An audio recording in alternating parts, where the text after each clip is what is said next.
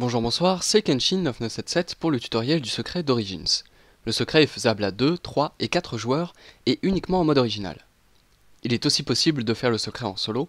Les étapes sont les mêmes, mais l'étape du buzzer est longue et difficile en solo. Vous vous trouvez actuellement au sommaire, et pourvu que vous ne soyez pas sur mobile, vous pouvez cliquer sur la partie qui vous intéresse. Autrement, la vidéo se lancera d'elle-même et en continu.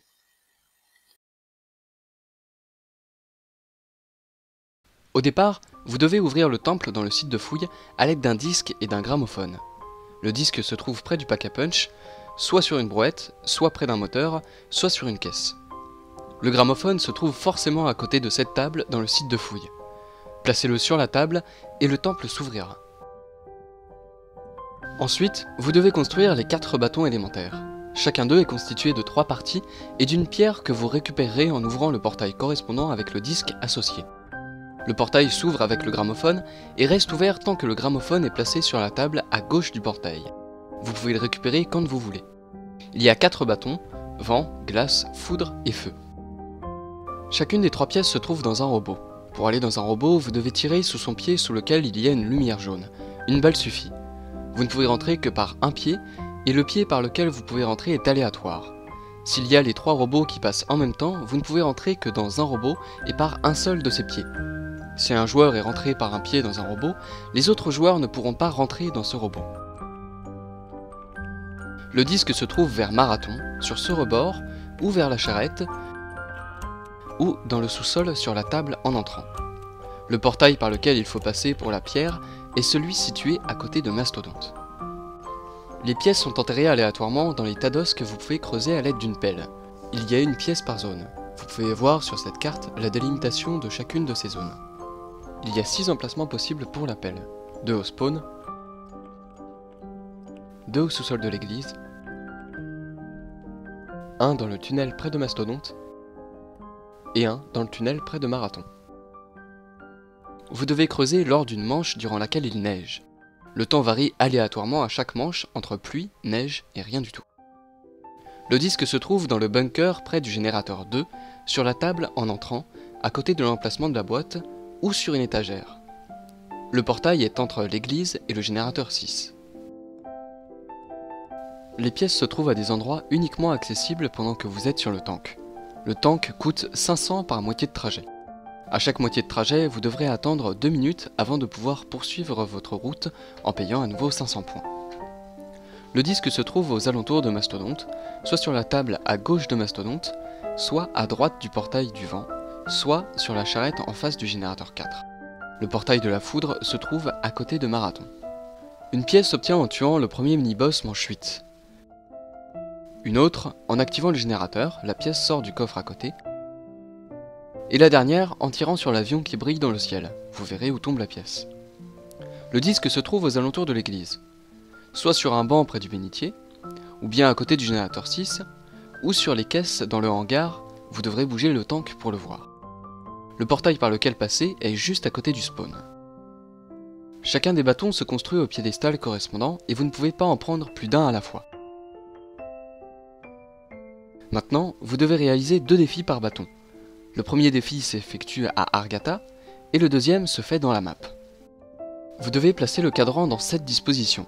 Vous déplacez chaque cercle du cadran en tirant avec le bâton de l'air. Vous devez ensuite tirer sur 3 cheminées avec le bâton de l'air pour faire en sorte que la fumée se dirige vers la colline où se trouve le pack à punch.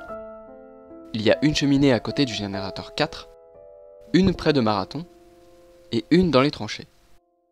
Sur un pilier, il y a une plaque sur laquelle vous verrez un symbole et vous devrez tirer avec le bâton de glace sur la plaque dans les airs qui lui correspond.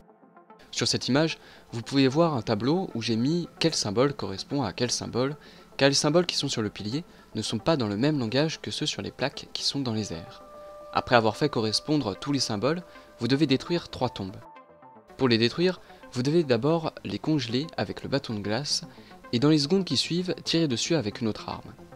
Il y a une tombe à droite de la MP40 à côté de Mastodonte, une aux alentours du pack à punch, et une derrière le bunker du générateur 2. Vous devez jouer 3 partitions qui sont chacune composées de 3 notes. Vous allez jouer chaque note avec le bâton de foudre en tirant sur l'une des flèches. Vous voyez à l'écran 3 images où je vous indique les flèches sur lesquelles tirer pour chacune des 3 partitions. Vous pouvez faire les 3 partitions dans l'ordre que vous voulez. Ensuite, vous allez devoir tourner l'interrupteur qui se trouve sur les panneaux électriques, de manière à ce qu'il n'y ait plus d'étincelles. Il y a 4 positions, et sur une des positions, il n'y a pas d'étincelles. Vous faites tourner l'interrupteur avec la touche d'action, et il n'y a qu'un panneau à la fois qui a des étincelles. Vous devez faire en sorte qu'il n'y ait plus d'étincelles sur les panneaux électriques. L'ordre dans lequel il faut les activer est toujours le même, mais la position dans laquelle vous devez mettre l'interrupteur varie d'une partie à l'autre. Vous devez désactiver le panneau près de Marathon, puis celui de l'église en bas, puis celui de l'église en haut, puis celui de Mastodonte, celui qui est au spawn, ensuite celui qui se trouve près du générateur 2, puis celui près du pack à punch, et enfin celui qui se trouve dans le workshop en haut. Vous devez tuer 36 zombies avec le bâton de feu à côté des pierres avec un symbole près du portail de feu. La première pierre prendra feu après avoir tué un zombie, la deuxième après en avoir tué 20, la troisième en ayant tué 10, et la dernière après avoir tué 5 zombies. Ensuite, vous devez allumer 4 torches en bas de l'église dans un certain ordre. Cet ordre dépend des symboles qui seront illuminés en haut de l'église. Chaque symbole correspond à un nombre, et chaque torche a un nombre qui lui est associé, comme montré à l'écran. L'ordre se lit de gauche à droite et change d'une partie à l'autre. Après avoir effectué les 2 défis d'un bâton, vous devez vous rendre au temple et tirer sur la boule en l'air avec le bâton qui correspond à la couleur de la boule. Ensuite, vous devez aligner les 4 cercles en lévitation de la couleur de la boule en utilisant les 4 leviers. Chaque levier fait tourner un cercle et à chaque fois que vous appuyez sur la touche d'action devant un levier, le cercle associé tourne d'un cran. Pour vous aider, voilà un petit schéma qui montre quel levier fait tourner quel cercle. Arrivé là, vous devez déposer le bâton sur la pierre qui lui correspond et tuer 20 zombies. Si c'est le seul bâton de poser, peu importe où vous tuerez les zombies dans la salle, leur âme ira vers le bâton. S'il y a plusieurs bâtons de poser, l'âme des zombies ira vers le bâton le plus proche. Ce n'a pas à être le joueur qui a déposé le bâton de tuer les zombies. Vous pouvez faire tous les bâtons en même temps, tout comme vous pouvez les faire séparément. Et pour l'étape suivante, vous devez avoir fait les 4 bâtons. Après avoir tué les zombies, vous pourrez reprendre le bâton et il sera amélioré.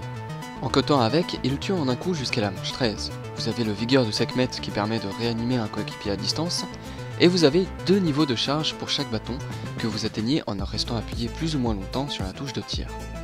Le premier niveau fait un tir plus puissant et consomme 3 cartouches, et le deuxième niveau est encore plus puissant mais consomme 6 cartouches.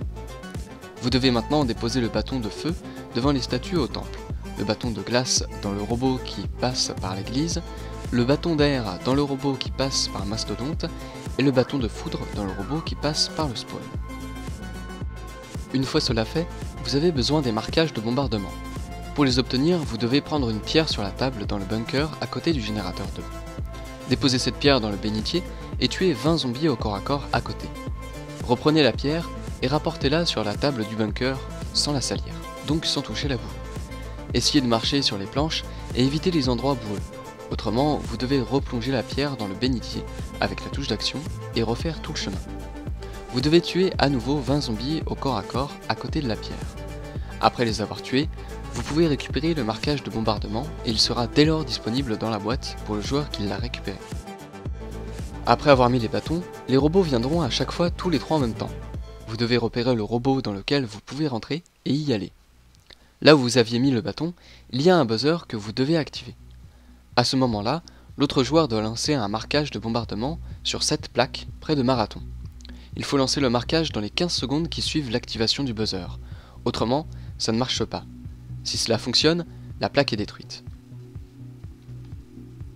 En solo, il faut pouvoir rentrer par le pied à droite ou à gauche de Marathon et appuyer sur le buzzer 1 seconde avant d'être éjecté. Pour ça, écoutez bien le décompte. Ensuite, vous devez foncer vers la plaque et lancer le marquage avant même de voir la plaque, donc il faut bien calculer son coût. Si jamais vous ratez, ça ne sert à rien de lancer un deuxième marquage car c'est déjà trop tard. Vous devez maintenant construire le drone de Maxis et l'envoyer vers le trou. Pour construire le drone, vous devez avoir un cerveau dans un bocal qui se trouve sur la table spawn, de l'hélice qui se trouve soit dans le souterrain du portail de glace à gauche du moteur, soit dans les tranchées juste à la sortie du tank quand il part du sous-sol de l'église, dans la boue près d'un panneau, soit de l'autre côté de l'église. La troisième pièce se trouve à côté du pack à punch, à droite de l'AKU, ou à gauche de la table où vous posez le gramophone pour ouvrir le temple, ou sur une caisse sur les échafaudages autour des cercles dans le temple. Après avoir construit le drone à l'établi, vous devez le prendre et le lâcher près du trou que vous avez ouvert. Là, 4 zombies en armure vont arriver et vous devrez les tuer. Maintenant, vous devez tirer sur un avion qui sera entouré d'une lumière orange et qui n'est visible qu'avec le bonus 102 zombies. Après avoir abattu l'avion, vous devez tuer le zombie qui est en fait le pilote de l'avion et qui n'est encore une fois visible qu'en 102 zombies. Il est identique aux autres zombies et lorsque vous le tuerez, il lâchera le drone de Maxis. Il tourne toujours autour du pack à punch et tournera toujours dans le même sens. Le sens dans lequel tourne le zombie n'est pas le même à chaque partie. Il est possible de tout faire avec un seul bonus 102 zombies, mais vous aurez certainement besoin d'en avoir 2. Le bonus s'obtient de 2 manières, soit aléatoirement en tuant des zombies, soit il apparaîtra à côté du pack à punch en tirant sur 3 charrettes enflammées avec le bâton de glace. Les 3 charrettes se trouvent dans les tranchées qui entourent la colline du pack à punch. Il y en a une près de Mastodonte, une autre juste en face de la MP40, et une dernière près de Marathon. A noter que vous ne pouvez obtenir qu'un bonus 100 zombies par manche avec les charrettes. Maintenant, vous devez obtenir le point d'offert en remplissant les 4 coffres avec des âmes de zombies en tuant 30 à côté. Il y a un coffre à côté de Mastodonte, un aux alentours du pack à punch, un à côté de Marathon et un à côté de l'église. Une fois les 4 coffres remplis, allez devant le coffre en face du générateur 6 ou à celui qui se trouve au spawn pour obtenir le point de fer. Si jamais vous mourrez, vous pouvez reprendre le point de fer dans l'un de ces coffres. Il tue en un coup jusqu'à la manche 18. Vous devez maintenant tuer des zombies au temple avec le point de fer. Il faut que tous les joueurs de la partie en tuent assez pour récupérer le point de fer amélioré. L'animation améliorée dépendra du bâton que vous avez, mais la puissance reste la même. Il tue en un coup jusqu'à la manche 35.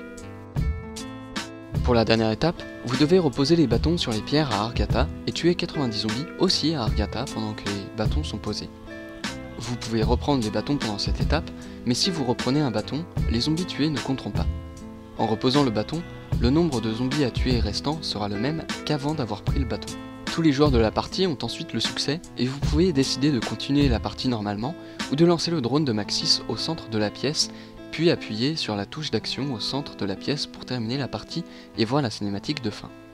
Voilà, cette vidéo touche à sa fin, j'espère qu'elle vous aura été utile, moi je vous dis à la prochaine.